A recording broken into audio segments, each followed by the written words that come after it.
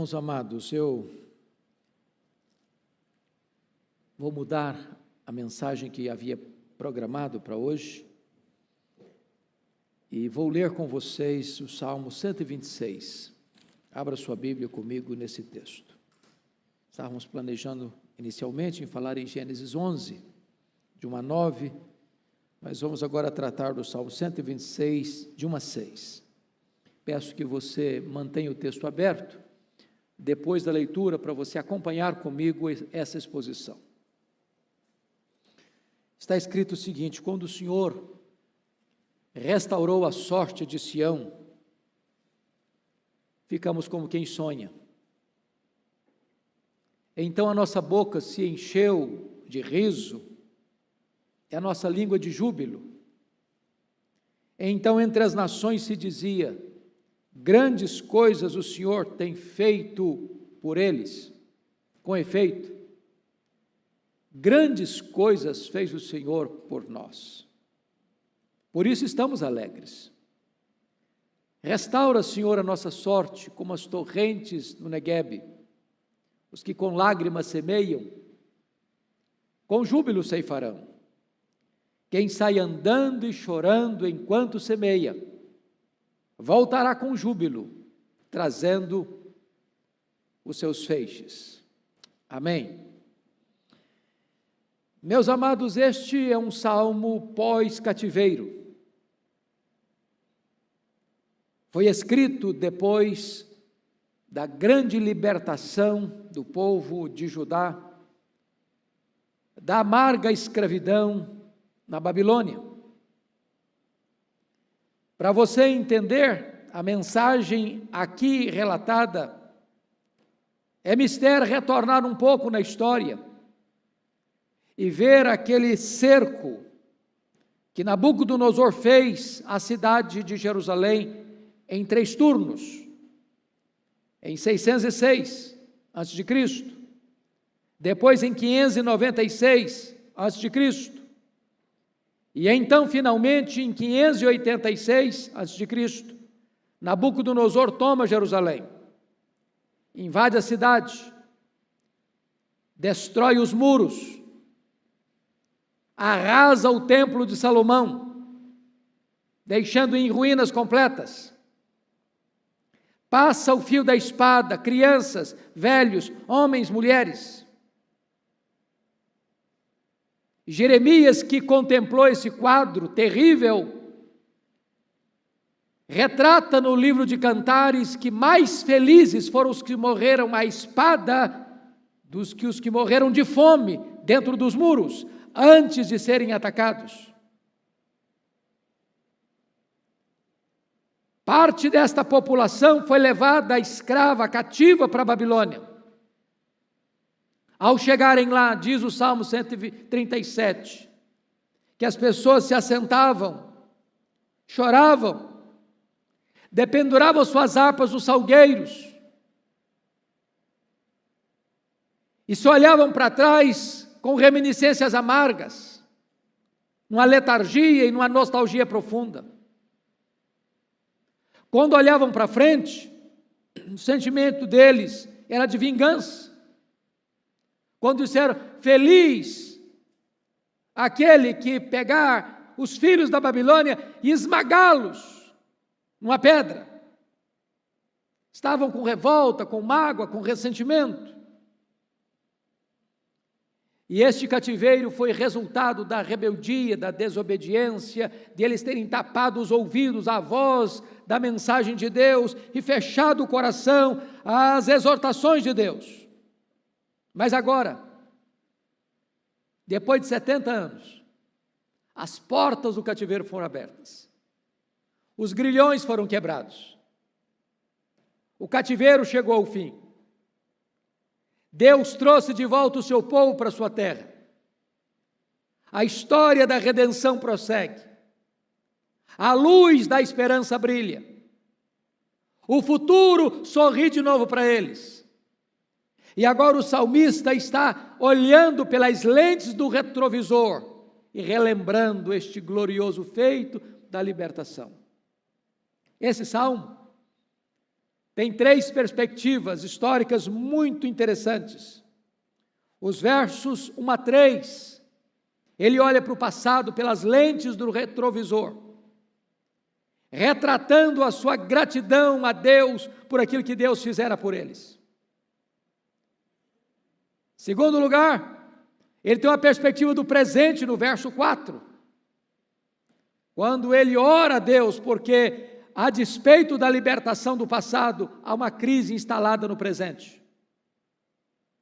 Mas em terceiro lugar, há uma perspectiva rumo ao futuro, nos versos 5 e 6. E nessa perspectiva de futuro, o desafio é trabalhar, o desafio é semear, o desafio é fazer investimento no reino de Deus. E eu queria então olhar com você esse texto nessa tríplice perspectiva: passado, presente e futuro. Vejamos, por favor. Quando o Senhor restaurou a sorte de Sião, ficamos como quem sonha. A primeira coisa que me marca nesse texto é que eles reconhecem que houve uma intervenção soberana e sobrenatural de Deus na história deles, em relação ao passado deles. E eu estou seguro de que, se não todos, a maioria dos irmãos e irmãs que estão conosco nesta noite podem olhar para o passado e relembrar aquele dia, quando Deus quebrou os nossos grilhões, quando Deus abriu a porta do nosso cativeiro, quando Deus destampou os nossos ouvidos, quando Deus tirou a venda dos nossos olhos, quando Deus entrou na nossa história e arrancou o nosso coração de pedra e nos deu um coração de carne.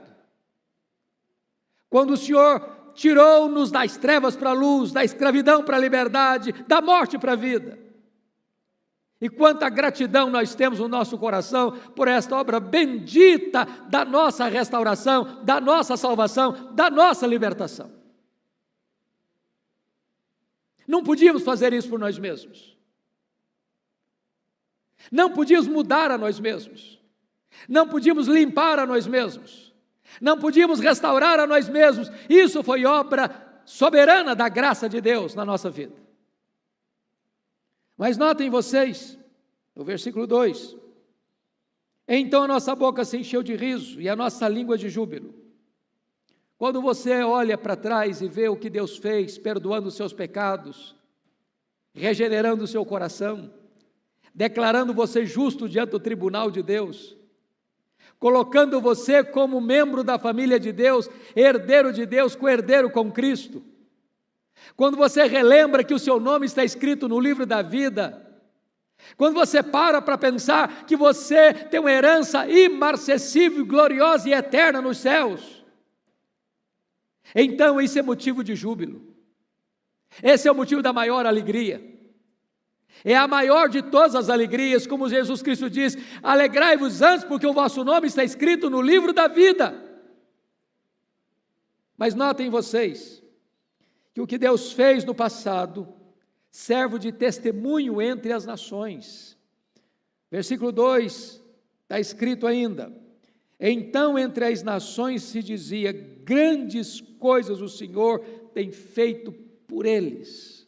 Oh, irmãos amados, que coisa preciosa é quando o mundo, quando os gentios, quando as nações, quando os pagãos, quando os incrédulos, quando os ateus, quando os céticos olham para você, olham para mim, olham para a igreja e só podem constatar um fato: Deus foi bondoso com eles. Deus os libertou. O bêbado hoje é um sóbrio, o ladrão hoje é honesto, aquele que era corrupto não se corrompe mais, aquele que era infiel agora é fiel, aquele que maltratava a família agora cuida da família, aquele que era um mau cidadão agora é um bom cidadão. Isso é um testemunho para os povos e para as nações. Mas amados, notem comigo o verso 3, que é necessário que nós mesmos entendamos isso. Às vezes as pessoas olham e notam E nós, muitas vezes, podemos perder de vista este reconhecimento. Olha o verso 3, com efeito, grandes coisas fez o Senhor por nós, por isso estamos alegres. Qual é o grau de alegria que você tem no seu coração por esta tão grande salvação que Deus lhe deu? Às vezes a gente deixa que os problemas da vida, que as lutas do dia a dia, que a economia, que a saúde, que a enfermidade, que as lutas da família, embaçem o brilho desta alegria. E eu quero encorajar você hoje, meu irmão, apesar da pandemia, apesar da Covid, apesar do desemprego, apesar da recessão, apesar do problema que o Brasil e o mundo enfrentam, que você hoje exulte em Deus por tão grande salvação que você recebeu. Você é privilegiadíssimo, você foi amado por Deus, você foi escolhido por Deus, você foi chamado por Deus, você foi regenerado pelo Espírito Santo, você é membro da família de Deus, você habitará com Ele para sempre e sempre, sempre. Então alegre-se nessa tão grande salvação. Mas olhe comigo, por favor, a perspectiva do presente.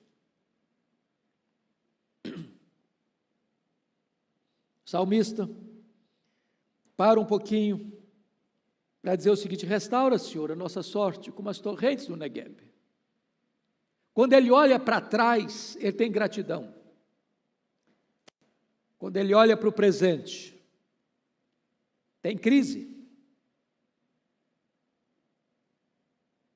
E se você é honesto com você mesmo, você sabe que há momentos na nossa vida que, embora crentes, embora salvos pela graça, nós também temos crises.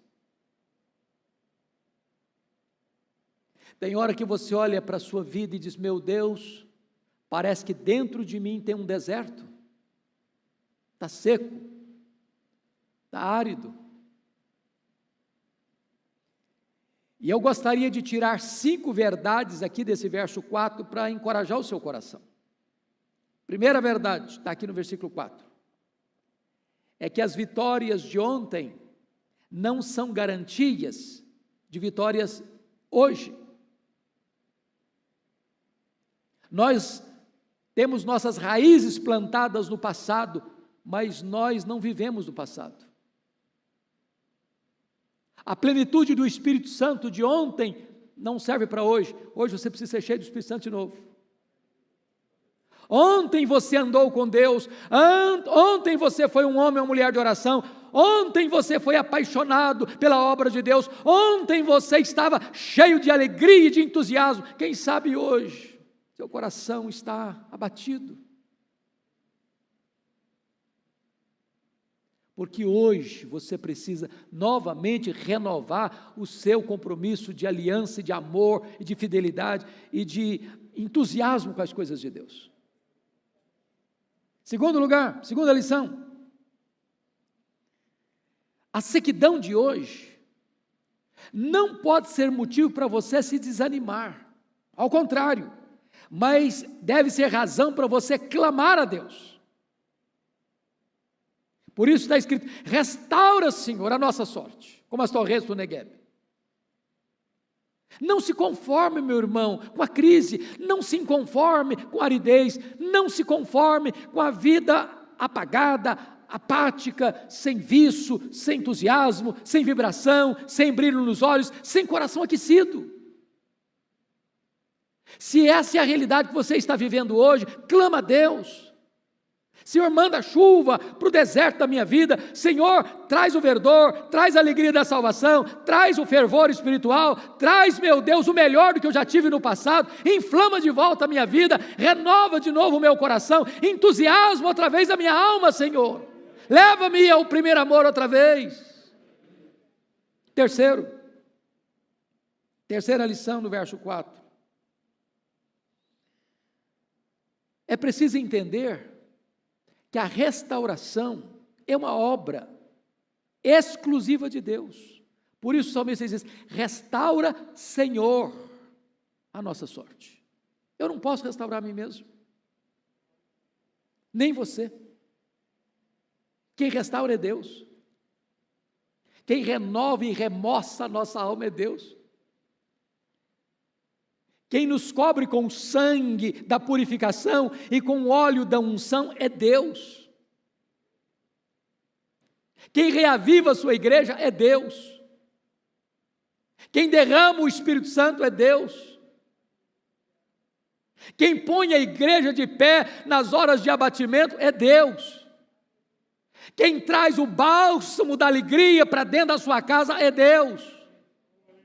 Então é hora da gente clamar: restaura, Senhor, restaura, Senhor. Mas há uma quarta lição aqui nesse versículo 4. E a quarta lição é: a restauração é fruto de oração.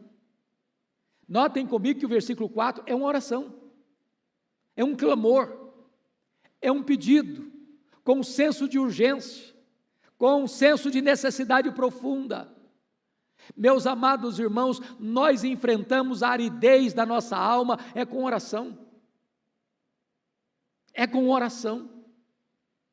É quando você dobra os seus joelhos, que o Deus onipotente começa a trabalhar em seu favor. Alguém já disse que quando o homem trabalha, mas quando o homem ora, Deus trabalha. É quando você depõe as suas armas e você reconhece a sua fragilidade, a sua impotência, a sua incapacidade de resolver os seus próprios problemas e coloca-se de joelhos na dependência de Deus, é que Deus move a sua mão em sua direção para trazer restauração para a sua vida. Mas em quinto lugar, a restauração é um milagre extraordinário de Deus, porque notem o que está escrito: restaura, Senhor, a nossa sorte como as torrentes do Negueb. Se você já teve a curiosidade de pegar um mapa de Israel, ou já teve o privilégio de ir a Israel, ou já leu sobre a questão da geografia de Israel, você vai notar que o Negueb é o maior deserto da Judeia. Mas não é um deserto de areias finas como trigo, naquelas planícies que somem diante dos nossos olhos. Não. O deserto do Negueb são montanhas empinadas aos céus e vales profundos de pedras, de rochedos, ou no mínimo de areias pedregosas. Mas ali acontece um fenômeno muito curioso. Você está viajando por aquelas montanhas e de repente você vê como que o leito de um rio seco. E de repente, nos períodos invernais, torrentes caudalosas, como enxurradas violentas, descem dessas montanhas, rasgando as entranhas do deserto. E onde estas águas passam, tudo vai reverdecendo, tudo vai florescendo, e vão se formando ali vadis ou oásis. O salmista, que era tão acostumado com esse cenário, está orando a Deus e: Senhor, assim como Tu realizas esse milagre na geografia do deserto do Negueb, faz o mesmo na minha vida, Senhor. Se Tu enviares as chuvas do Teu Espírito, se Tu derramares o poder do Espírito Santo, que como chuva cai sobre a minha alma, então aquilo que está seco vai renovar-se, vai reverdecer-se e vai frutificar. E então, em vez de um deserto, vai ter um oásis dentro do seu peito, em vez de um deserto, vai ter uma fonte dentro do seu coração, e tudo vai se renovar em sua vida. Este é o clamor. Esta é a necessidade de nós. Mas, amados, eu gostaria então de ir para o ponto final, que é a perspectiva do futuro. Vejam comigo, por favor, os versículos 5 e 6. Os que com lágrimas semeiam, com júbilo ceifarão. Quem sai andando e chorando enquanto semeia, voltará com júbilo, trazendo seus feixes. E aqui está pensando no futuro. Ele está olhando para frente. O que você vai fazer daqui para frente? E a ordem de Deus é que você deve semear. Semear na sua vida espiritual. Semear no seu casamento. Semear na sua família. Semear nos seus relacionamentos. Semear na sua igreja. Semear no reino de Deus. Invista, meu irmão. Não tem colheita sem semeadura. Não tem. Quem semeia, semeia na esperança de colher. E você colhe exatamente o que você semeia. Às vezes a semeadura não é fácil, porque o texto diz: os que com lágrimas semeiam. Tem hora que o campo é duro, como um deserto. E quando o campo é duro como um deserto, você rega a areia escaldante com as suas lágrimas. Se você não tem mais recursos retóricos para levar a palavra, chore. Certa feita, um obreiro enviado pelo pai do Exército da Salvação para uma obra missionária, ele diz assim: me tira desse campo, porque esse campo é muito árido, já tentei tudo aqui, não tem fruto, não tem resultado. E então aquele que o enviou disse assim: se você já experimentou tudo e não teve resultado, então experimente chorar agora. Experimente chorar. Quem sai andando e chorando enquanto semeia. Você tem semeado com lágrimas na sua casa? Na sua parentela?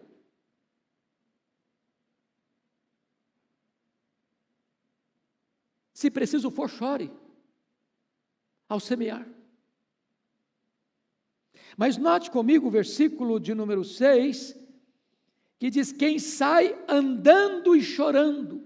Para você semear, você tem que sair. Você tem que se desinstalar. Você tem que abandonar o comodismo. Você tem que entrar na arena. Você tem que entrar no campo. É lá na sua casa, é lá na sua parentela, é lá na sua vizinhança, é lá no seu trabalho, é lá na sua escola, é lá no seu bairro, é lá na sua cidade, é lá na sua nação, é para além da sua nação. Você precisa sair, você precisa chorar e você precisa semear.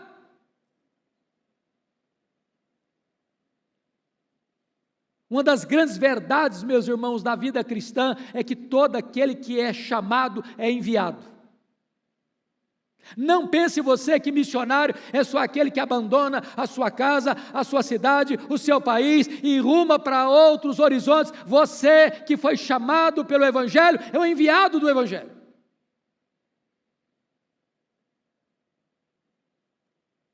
E onde você está, você precisa semear. E na hora que você sair, que você andar na dinâmica da vida, você precisa semear.